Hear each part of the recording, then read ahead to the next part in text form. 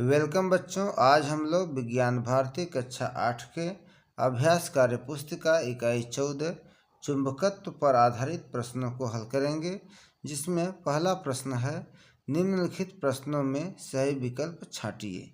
क चुंबक का उपयोग किया जा सकता है। पहला, स्टेनलेस स्टील के बने बर्तनों की गुणवत्ता को जांचने में। दूसरा, आँख में पड़ गए लोहे के कण को निकालने में। तीसरा, दिशा सूचक यंत्र बनाने में। तो बच्चों द विकल्प सही है, सभी 1, 2, 3। ठीक है। ख मेज पर एक काला धातु जैसा टुकड़ा रखा है। उस टुकड़े के पास दंड चुंबक ले जाने पर उस टुकड़े का कौन सा व्यवहार यह सिद्ध करेगा कि यह निश्चित रूप से एक चुंबक ही है। तो बच्चों इसका विकल्प ब सही है, टुकड़ा चुंबक से दूर जा रहा है, क्योंकि चुंबक का समान ध्रुव एक दूसरे को प्रतिकर्षित करता है। ठीक है। ग चुंबक निम्नलिखित में से किसे आकर्षित करता है। अ लोहा और उससे बनी वस्तुओं को। ठीक है। घ है एक दंड चुंबक के एक ध्रुव से दो आलपिन को लटकाते हैं, दोनों पिनों की स्थिति क्या होगी। तो अ है दोनों पिनें एक दूसरे से दूर भागेंगी। ठीक है। प्रश्न 2, दिए गए चुंबक के चित्रों को पहचानकर उनके प्रकार निम्नलिखित तालिका से छांटकर लिखिए। नाल चुंबक, चुंबकीय कंपास, दंड चुंबक, वलय चुंबक, चुंबकीय सुई। तो बच्चों यह जो है यह दंड चुंबक है, इसे हम नाल चुंबक कहते हैं। यह चुंबकीय कंपास है, यह चुंबकीय सुई है और यह वलय चुंबक है। ठीक है। प्रश्न 3, निम्नलिखित कहानी को पढ़कर दिए गए प्रश्नों के उत्तर दीजिए। जाड़े के दिनों में काजल और श्यामू दो दंड चुंबक ए तथा बी से खेल रहे थे।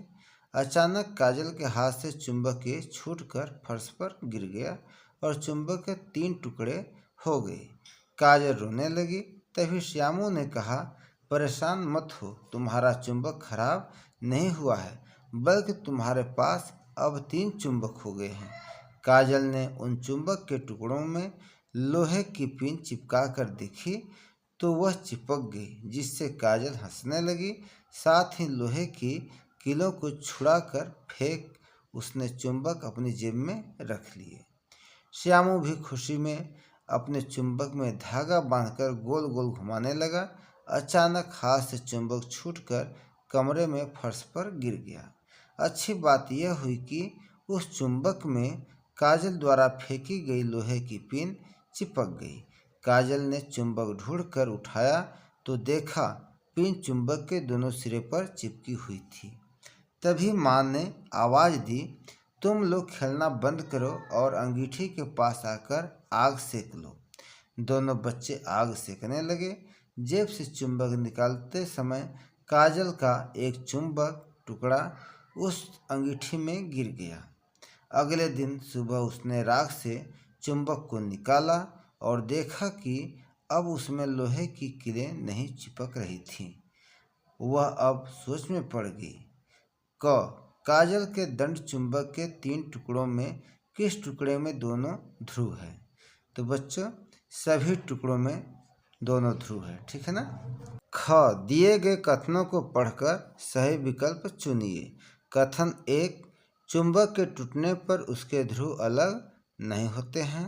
कथन 2, चुंबक के मध्य में चुंबकत्व सबसे अधिक होता है। तो अ कथन 1 सही व कथन 2 गलत है। ठीक है। तो बच्चों यही सही है। ग है श्यामू के चुंबक में लोहे की कीलें चुंबक के किस भाग में अधिक चिपकती है और क्यों।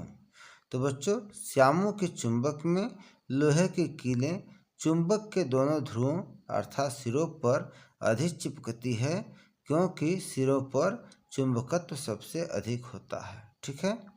घ है चुंबक का चुंबकत्व समाप्त हो सकता है। चुंबक के टूटने से, चुंबक को अधिक गर्म करने से, चुंबक को पानी में डालने से, चुंबक को जमीन में दबाने से। तो बच्चों चुंबक का चुंबकत्व समाप्त हो सकती है चुंबक को अधिक गर्म करने से। ठीक है। अंग उपरोक्त कहानी को पढ़कर चुंबक के कोई 2 गुण लिखिए। तो हम 2 गुण लिख दिए हैं। पहला है चुंबक के टूटने से उसका चुंबकत्व समाप्त नहीं होता है। दूसरा, चुंबक को अधिक गर्म करने से उसका चुंबकत्व समाप्त हो जाता है। ठीक है। प्रश्न 4, दर्शाए गए बिंदु परिपथ में विद्युत तार के पास रखी चुंबकीय सुई में क्या कोई विक्षेपण होगा? यदि हाँ, तो वह विद्युत धारा के किस प्रभाव के कारण ऐसा होगा? तो बच्चों हाँ, विद्युत धारा के चुंबकीय प्रभाव के कारण। ठीक है। प्रश्न 5, स्तंभ अ को स्तंभ ब से सुमेलित करिए। बाएं साइड में स्तंभ अ है और दाहिने साइड में स्तंभ ब है। हमें स्तंभ अ को स्तंभ ब से सुमेलित करना है। ठीक है ना। तो क में लिखा है चुंबक के चारों ओर का वह क्षेत्र जिसमें चुंबक अपना प्रभाव दिखाता है। तो बच्चों इसे हम 10 से सुमेलित करेंगे, चुंबकीय क्षेत्र। ठीक है। ख है चुंबक के सिरों को कहते हैं। तो बच्चों चुंबक के सिरों को हम चुंबकीय ध्रुव कहते हैं। तो हम इसे अ से सुमेलित कर दिए। फिर ग है चुंबकीय क्षेत्र की काल्पनिक वक्र रेखाएं। तो बच्चों चुंबकीय क्षेत्र की काल्पनिक वक्र रेखाएं चुंबकीय बल रेखाएं कहलाती हैं। ठीक है ना। और घ है विद्युत धारा से बना चुंबक। तो विद्युत धारा से बना चुंबक जो है विद्युत चुंबक कहलाता है। ठीक है। अब प्रश्न 6, चित्र अ तथा ब माचिस की डिब्बी से बनी खिलौना कार है जिस पर दंड चुंबक रखे हैं। ठीक है। तो यहाँ पर क में आप देख रहे हैं कि यह साउथ पोल है, यह नॉर्थ पोल है, और यहाँ साउथ पोल है और नॉर्थ पोल है। तो यहाँ दोनों विपरीत पोल है, यहाँ यन है और यहाँ साउथ है, नॉर्थ है और यह नॉर्थ है और यह साउथ है। तो ये क्या होगा, एक दूसरे को पास खींचेंगे ना, चिपकेंगे, आकर्षित करेंगे। तो प्रश्न है चित्र अ की खिलौना कारें एक दूसरे के पास आएंगी या एक दूसरे से दूर जाएंगी? अपने उत्तर का कारण भी दीजिए। तो बच्चों एक दूसरे के पास आएंगी क्योंकि चुंबक के असमान ध्रुवों में आकर्षण होता है। ठीक है ना। ख में आप देख रहे हैं कि यहाँ नॉर्थ पोल है और यह साउथ पोल है, और इसमें यहाँ साउथ पोल है, यहाँ नॉर्थ पोल है। तो साउथ पोल एक ही तरफ है। ठीक है ना। तो प्रश्न है कि चित्र ब की खिलौना कारें एक दूसरे के पास आएंगी या एक दूसरे से दूर जाएंगी? अपने उत्तर का कारण भी दीजिए। तो बच्चों यह एक दूसरे से दूर जाएंगी क्योंकि चुंबक के समान ध्रुवों में प्रतिकर्षण होता है। ठीक है। प्रश्न 7, निम्नलिखित चित्रों में स्वतंत्रतापूर्वक लटके दंड चुंबक की सही स्थिति को दर्शाने वाले चित्र की पहचान दिए गए दिशा सूचक की सहायता से कीजिए। अपने उत्तर का कारण भी स्पष्ट कीजिए। यहाँ पूर्व, पश्चिम, उत्तर, दक्षिण भौगोलिक दिशाएं हैं। तो यहाँ पर भौगोलिक दिशाएं दी हुई हैं, इधर उत्तर है, इधर दक्षिण, इधर पश्चिम, इधर पूरब। ठीक है। तो बच्चों जो अचित्र है वह स्वतंत्रतापूर्वक लटके दंड चुंबक की सही स्थिति को दर्शा रहा है। चित्र अ क्योंकि चुंबक को स्वतंत्रतापूर्वक लटकाने पर चुंबक का उत्तरी ध्रुव उत्तर दिशा में तथा दक्षिणी ध्रुव दक्षिण दिशा में स्थिर हो जाता है। जैसा कि आप चित्र अ में देख रहे हैं कि उत्तर ध्रुव जो है उत्तर की दिशा में, यानी उत्तर इधर है तो ये भी इधर है, और दक्षिणी ध्रुव दक्षिण की दिशा में, दक्षिण नीचे है तो ये भी इस तरह से नीचे है। ठीक है। प्रश्न 8, दिए गए कथनों को पढ़कर सही विकल्प चुनिए। कथन, स्वतंत्रतापूर्वक धागे से लटका चुंबक पृथ्वी के चुंबकीय दिशा के विपरीत दिशा में ही रुकता है। कारण, क्योंकि पृथ्वी एक चुंबक की तरह व्यवहार करती है। तो बच्चों विकल्प ब सही है। कथन सही नहीं है किंतु कारण सही है। ठीक है।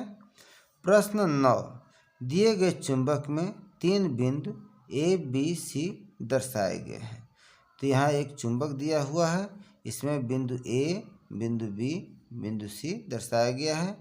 क किन बिंदुओं पर चुंबकीय क्षेत्र अधिकतम होगा? तो बच्चों बिंदु ए और सी पर। ख किस बिंदु पर चुंबकीय क्षेत्र न्यूनतम होगा? तो बिंदु बी पर। और ग है, किस बिंदु को चुंबक का ध्रुव कहते हैं? तो बच्चों चुंबक का ध्रुव बिंदु ए और बिंदु सी को कहते हैं। अब प्रश्न 10 है, एक छड़ चुंबक को लोहे के बुरादे के ऊपर घुमाने पर लोहे का बुरादा चित्र की तरह चिपकता है। इससे निष्कर्ष निकलता है कि छड़ चुंबक के मध्य का भाग लोहे के बुरादों को प्रतिकर्षित करता है। यह सही नहीं है। ख, छड़ चुंबक के सिरों पर चुंबकत्व सबसे अधिक होता है। तो बच्चों यही विकल्प सही है कि छड़ चुंबक के सिरों पर चुंबकत्व सबसे अधिक होता है, इसलिए यहाँ पर कीलें सबसे ज़्यादा चिपकी हुई हैं। ठीक है ना। प्रश्न 11, एक चुंबक के एक ध्रुव को दूसरे चुंबक के ध्रुव के समीप लाने की विभिन्न स्थितियाँ कॉलम 1 में तथा प्रत्येक स्थिति के परिणाम कॉलम 2 में दिखाई गई हैं। रिक्त स्थान की पूर्ति कीजिए। Column 1, column 2।